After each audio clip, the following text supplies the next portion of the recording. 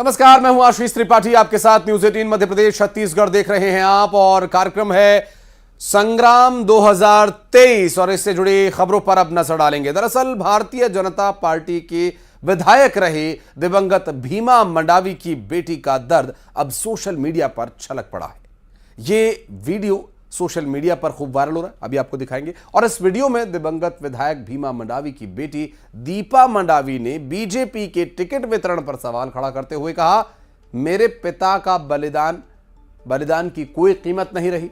उन्होंने कहा कि पापा ने बीजेपी के लिए जान दे दी, पूरा परिवार बीजेपी का सम्मान करता है, उनके बलिदान को बीजेपी के पदाधिकारियों ने क्यों नजरअंदाज कर दिया, आखिर कहां रह गई कमी। उन्होंने अपनी मां को टिकट नहीं देना भीमा मंडावी के बलिदान का अपमान बताया। आपको बता दें कि विधायक भीमा मंडावी लोकसभा चुनाव के दौरान नक्सली विस्फोट में मारे गए थे और आपको याद होगा उस दौरान एक कार्यक्रम के लिए भीमा मंडावी जा रहे थे और नक्सली विस्फोट में उनकी मौत हो गई थी। और इस बार बीजेपी ने दंतेवाड़ा से चेतराम अटामी को टिकट दिया है, जबकि उनकी बेटी का यह कहना है कि टिकट उनकी मां को मिलना चाहिए था।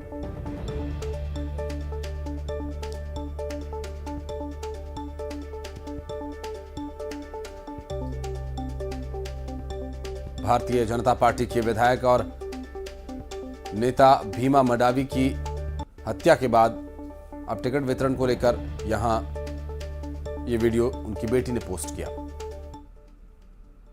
मैं दीपा मंडावी, स्वर्गीय भीमा मंडावी की बेटी, आज मैं इस वीडियो के माध्यम से हमारे भाजपा पार्टी के सभी कार्यकर्ताओं एवं नेताओं से ये पूछना चाहती हूँ कि पार्टी ने मेरी मम्मी श्रीमती ओजस्वी भीमा मंडावी को विधानसभा की टिकट न देकर मेरे पापा के बलिदान को बेइज्जत किया है।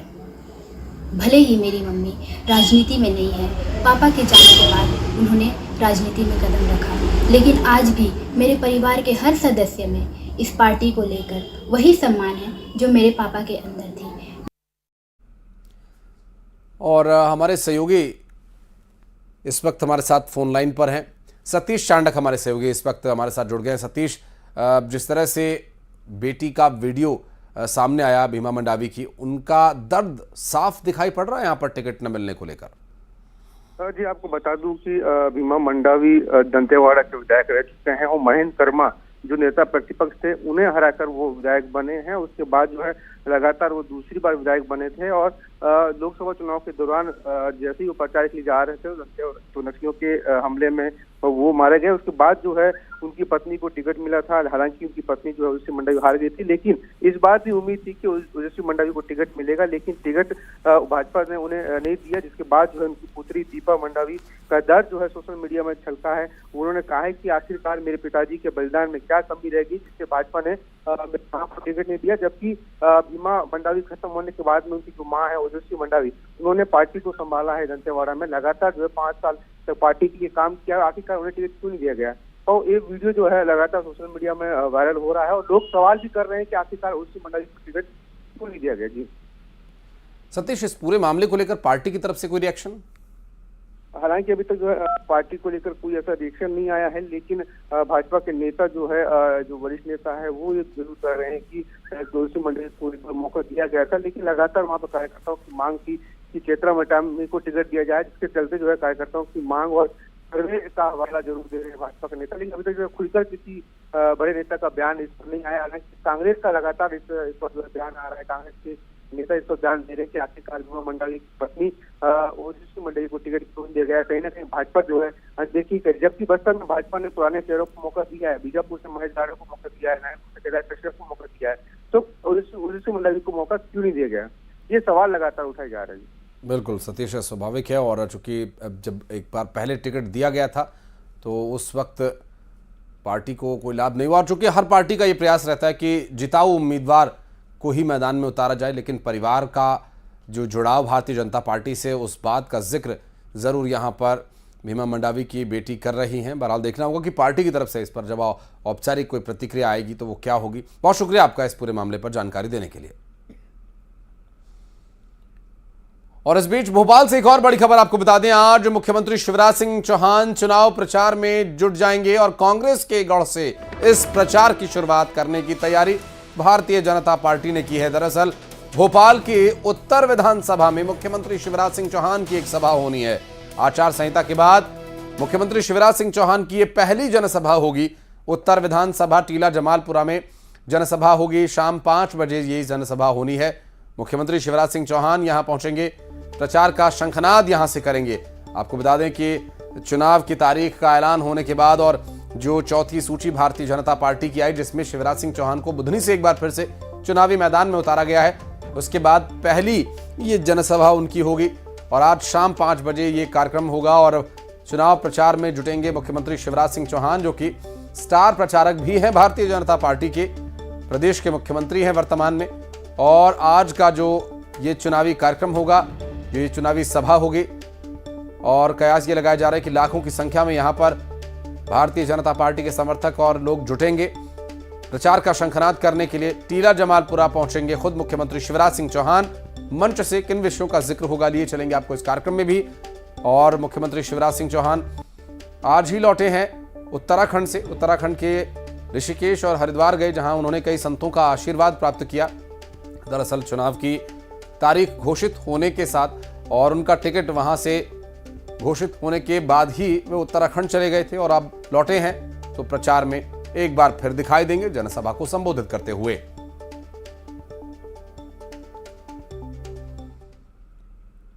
और भोपाल से एक बड़ी खबर आपको बता दें, दिल्ली में 15 अक्टूबर को भारतीय जनता पार्टी केंद्रीय चुनाव समिति की बैठक होनी है और बीजेपी के 94 जो कैंडिडेट्स हैं अभी बचे हुए, उन प्रत्याशियों के नाम को लेकर यहां मंथन किया जाएगा। दरअसल अभी तक भारतीय जनता पार्टी ने 4 सूची जारी की है।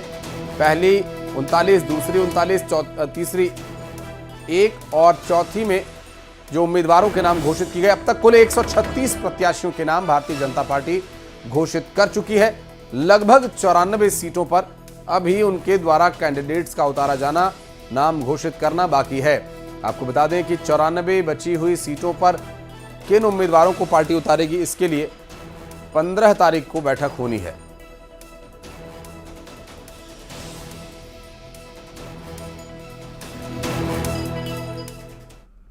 मध्य प्रदेश में आदर्श आचार संहिता लगने के बाद पुलिस भी फुल एक्शन मोड में नजर आ रही है। राजधानी भोपाल में आचार संहिता का उल्लंघन करने वालों पर बड़ी कार्रवाई की गई।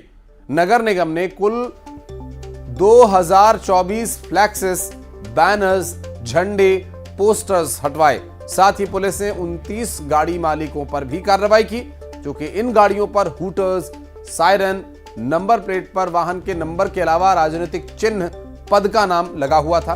और पुलिस ने रायसेन बाईपास पर चेकिंग के दौरान 1,09,000 रुपए से ज्यादा जब्त भी किए हैं, जिसमें कि रुपए ले जा रहे लोगों द्वारा उसका कोई रिकॉर्ड नहीं दिया जा सका था। पुलिस की कार्रवाई में क्या कुछ किया गया, ये ग्राफिक्स के माध्यम से भी हम आपको दिखा रहे हैं। और आदर्श आचार संहिता चूंकि प्रदेश में इस वक्त लागू है और ऐसे में चुनाव में मॉडल कोड ऑफ कंडक्ट का वायलेशन कोई न कर सके, इसका उल्लंघन कोई न कर सके, इसके लिए पुलिस पूरी तत्पर।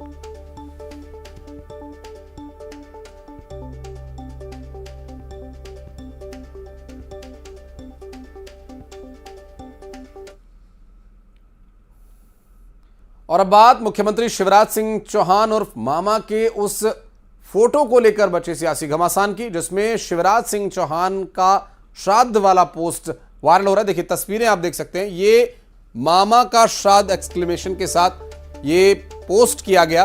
श्राद्ध में भाजपा ने दिया शिवराज मामा को टिकट, इस तरह से एक पोस्ट किया गया। आरोप भारतीय जनता पार्टी की तरफ से यह लगाया जा रहा है कि यह पोस्ट कांग्रेस पार्टी के द्वारा एक नीच हरकत है, एक राजनीतिक शुचिता का उल्लंघन है, जबकि कांग्रेस पार्टी ने इस पर सफाई दी है। कांग्रेस के द्वारा सफाई दी गई और कमलनाथ के मीडिया सलाहकार पीयूष बबेले ने कहा कि सरकार के पास इंटेलिजेंस एजेंसी है, सच का पता लगा लीजिए। कांग्रेस के किसी भी सोशल मीडिया प्लेटफॉर्म से इस तरीके का पोस्ट नहीं किया गया। कांग्रेस का विरोध शिवराज की सरकार जनविरोधी नीतियों से हो सकता है, व्यक्ति से नहीं।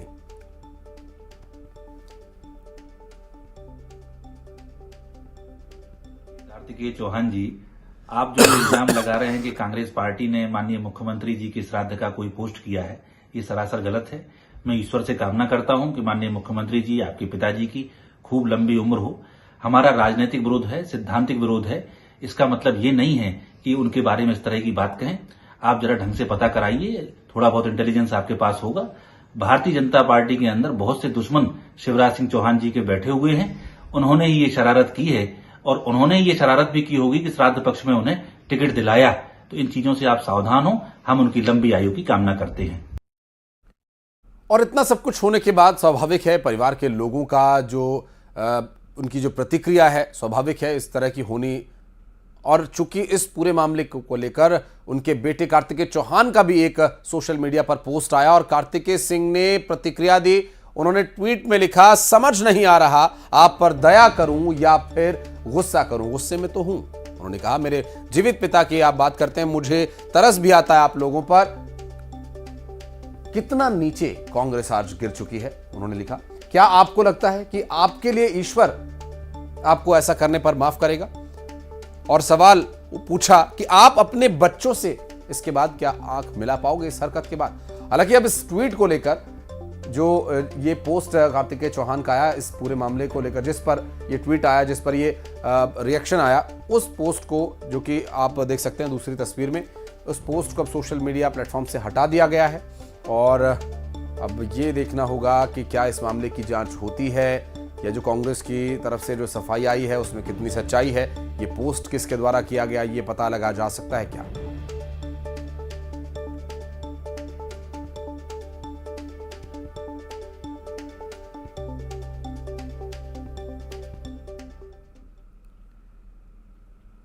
तो वहीं इस पूरे मामले को लेकर रामेश्वर शर्मा ने भी कांग्रेस पर हमला बोला। उन्होंने कहा कि कांग्रेस मानसिक रूप से दिवालिया हो चुकी है।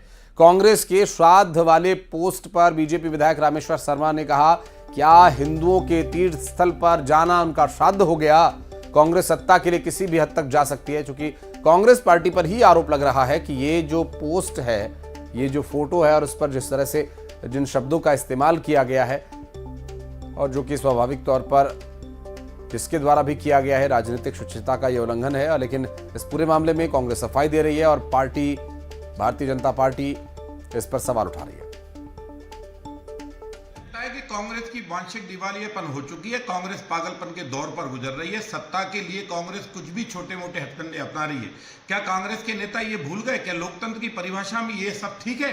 एक मध्य प्रदेश का जननायक, बेटियों का और बहनों का भाई और मामा और किसानों और मजदूरों का हितैषी और 8 करोड़ जनता का जननायक माननीय मुख्यमंत्री शिवराज सिंह चौहान को मामा का श्राद्ध कह रहे हैं?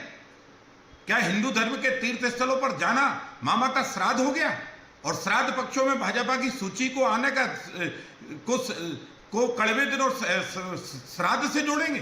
जिंदे व्यक्तियों को आप मृत घोषित करना चाहते हो? अरे कांग्रेस और कमलनाथ इतने पागलपंथ के दौर से मत गुजरो। सनातन धर्म का इतना अपमान मत करो कि पहले तुम्हारे कई लोगों ने सनातन को जो है रोग कहा, अब सनातन को मानने वाले लोगों को आप जीवित व्यक्तियों को का श्राद्ध की तुलना कर रहे हो। थोड़ी सी सोचो। सत्ता के लिए पागल मत हो। सत्ता संस्कार की बेहतर होती है, सत्ता पागलपन की बेहतर नहीं होती। पागलपन की 15 महीने की सत्ता मध्य प्रदेश की जनता ने देखा है।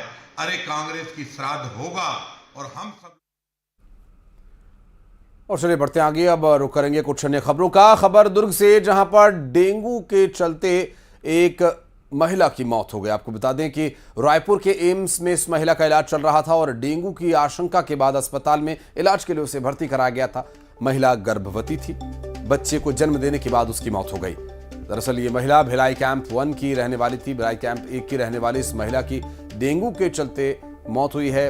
डेंगू की संदिग्ध हालत के चलते उसे अस्पताल में भर्ती कराया गया था। ऐसी आशंका थी कि उसे डेंगू हुआ था, डेंगू से वो ग्रसित थी और महिला गर्भवती थी और उसका प्रसव होने के बाद उसकी मौत हो गई। बताया जा रहा है कि ये डेंगू के चलते उसकी मौत हुई हो सकती है। हालांकि अभी इस पूरे मामले में और डिटेल्स आना बाकी है, लेकिन बच्चे को जन्म देने के बाद महिला की दुखद मौत का ये मामला सामने आया। इलाज के दौरान उसकी मौत हो गई।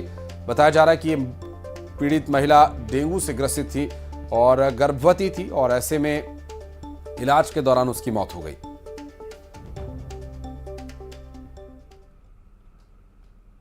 तो वहीं ग्वालियर भी डेंगू से अछूता नहीं है। डेंगू का विस्फोट एक तरह से यहां पर हो गया। बीते 24 घंटे में 82 नए मरीज सामने आए हैं। डेंगू मरीजों की संख्या अब तक 400 के पार पहुंच चुकी है। बीते 24 घंटे में 252 सैंपल्स की जांच हुई और ग्वालियर के 30 मरीज और अन्य जिले के 52 मरीज अब तक यहां सामने आ चुके हैं और लगातार सैंपल्स की जांच की जा रही है डेंगू को रोकने के लिए, उसकी रोकथाम के लिए और डेंगू से ग्रसित हो चुके पीड़ितों के लिए यहां पर सुविधाएं मुहैया कराई जा रही हैं। और अब तक 24 घंटे में 82 मरीजों का सामने आना चिंता की बात है। और आपको बता दें कि डेंगू का जो डंक है वो डरा रहा है। 24 घंटे में 82 मरीजों का सामने आना चिंता का कारण है। स्वास्थ्य विभाग के लिए एक बड़ी चुनौती है, आम लोगों के लिए एक बड़ी समस्या है। और बढ़ते हैं आगे, आपको बता दें कि actor Aftab Shivdasani cyber fraud का शिकार हो गए। एक्टर के पास एक बड़े निजी बैंक के केवाईसी अपडेट को लेकर एक मैसेज आया, जिसकी वजह से उन्हें 1,50,000 रुपए की चपत लग गई। दरअसल अभिनेता आफताब ने सोमवार को बैंक के ब्रांच मैनेजर से संपर्क किया, उन्हें इसकी जानकारी दी, जिसमें उन्होंने पुलिस में शिकायत दर्ज करने की उन्हें सलाह दी। दरअसल मीडिया रिपोर्ट्स के मुताबिक पुलिस पूरे मामले की जांच कर रही है। शिकायत आईपीसी की धारा 420 और आईटी एक्ट की धाराओं के तहत दर्ज हुआ है। बता दें कि आफताब ने मस्ती, मस्त, हंगामा जैसी फिल्मों में अभिनय किया है और हाल ही में जैकी श्रॉफ की पत्नी आयशा श्रॉफ ने 58 लाख रुपए की ठगी के बाद धोखाधड़ी का केस भी दर्ज किया था। तो साइबर फ्रॉड लगातार जारी है और अब बड़े बड़े और नामी चेहरों को साइबर ठग टारगेट कर रहे हैं।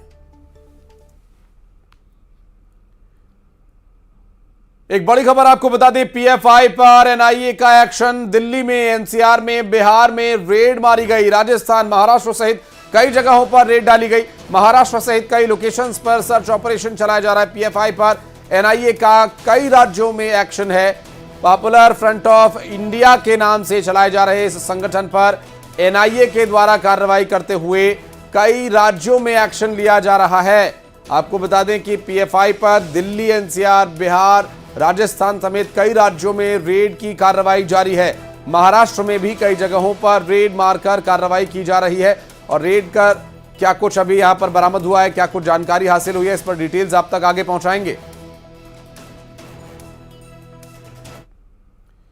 और इस बीच इंदौर से एक बड़ी खबर, आचार संहिता लगने के बाद बड़ी कार्रवाई मध्य प्रदेश और महाराष्ट्र की सीमा पर की गई। दरअसल एक व्यापारी से 50 किलो चांदी और 7 ग्राम सोना जब्त किया गया। व्यापारी के पास इस सोने और चांदी का कोई बिल नहीं था, कोई वैध दस्तावेज नहीं था। इंदौर के एक बड़े सराफा व्यापारी अशोक उत्तम राव, कार्रवाई के बाद उनका बयान आया। महाराष्ट्र के शेरपुर में बेचने के लिए सोना और चांदी वो लेकर जा रहे थे और इस दौरान उन्हें पकड़ लिया गया। इंदौर के बड़े सराफा व्यापारी हैं और आचार संहिता लगने के बाद क्योंकि सघन जांच चल रही है और आपको याद होगा कि प्रेस कॉन्फ्रेंस में मुख्य चुनाव आयुक्त ने इस बात को स्पष्ट किया था कि विशेष जो कार्गो विमान हैं और उसके अलावा जो सीमाएं हैं उन पर भी चेकिंग बढ़ा दी गई है ताकि चुनाव निष्पक्ष तरीके से हो। प्रभावित करने के लिए कोई कदम ऐसा न उठाया जा सके।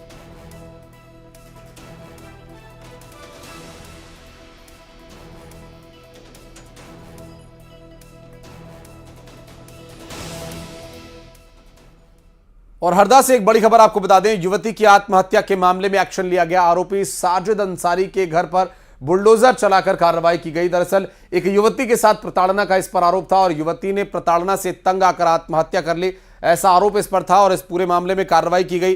तस्वीरों में आप देख सकते हैं अवैध जो अतिक्रमण मकान में किया गया था, आरोपी के मकान को, अवैध अतिक्रमण को ध्वस्त कर दिया गया और इस पूरे मामले में कार्रवाई जब की गई उस वक्त भारी संख्या में पुलिस बल वहां पर तैनात था और पुलिस की मौजूदगी में यह कार्रवाई की गई।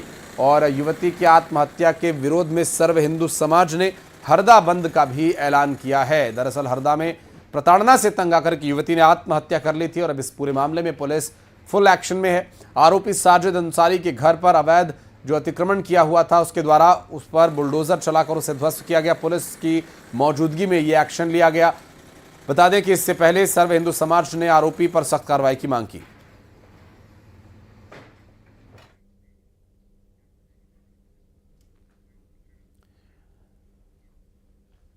और भारतीय जनता पार्टी के राष्ट्रीय अध्यक्ष जेपी नड्डा ने राष्ट्र ऋषि और भारत रत्न श्रद्धेय नानाजी देशमुख जी की जयंती पर माइक्रो ब्लॉगिंग साइट एक्स पर एक पोस्ट किया है और उन्होंने श्रद्धांजलि दी है। उन्होंने लिखा कि श्रद्धेय नानाजी देशमुख जी अपना संपूर्ण जीवन ग्रामोदय और राष्ट्रोदय की संकल्पना के साथ जी रहे थे और जमीन पर उसे चरितार्थ करने का जो उनकी अवधारणा थी उसे क्रियान्वित करने में उन्होंने अपना जीवन समर्पित किया। उनके उच्च आदर्श और वंचित समाज के उत्थान हेतु समर्पण अद्भुत संगठन कौशल हम कोटिशः भाजपा कार्यकर्ताओं के लिए प्रेरणीय है और आज उनकी जयंती पर उन्हें शत शत नमन करता हूं।